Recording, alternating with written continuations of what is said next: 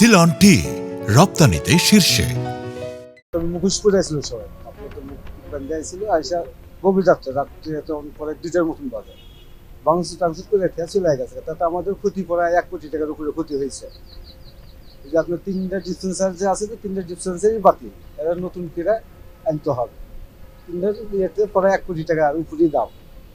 এখন এটা ঠিক না, এখন তো তোমরা চালাইতে পারতেছি না, এগুলো এখন মালপত্র আনতে হবে, তারপর চালাইতে হবে।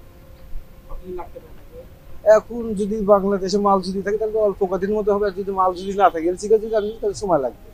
শহরের ভিতরে একটা পাম্পই, আর এই পাম্পে হাজার হাজার গাড়ি আসে। হ্যাঁ, হাজার গাড়ি 2-3 ঘন্টা 5 ঘন্টা 6 ঘন্টা থেকে 24 ঘন্টা থেকে গ্যাস নিয়েছি, তাও গ্যাস পাচ্ছি।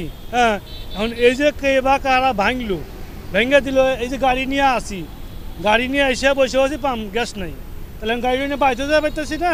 হ্যাঁ, ইনি থিয়েও যেতে পারতেছি না, ইনি থিয়ে যাম কেন আমার গাড়ি ভেঙে লাগবে। হ্যাঁ, তাহলে এবার আমার গতিটা কি? আমার সিরাজগঞ্জে সিএন জেলা আছি, এর গতিটা কি? কনে যাবো?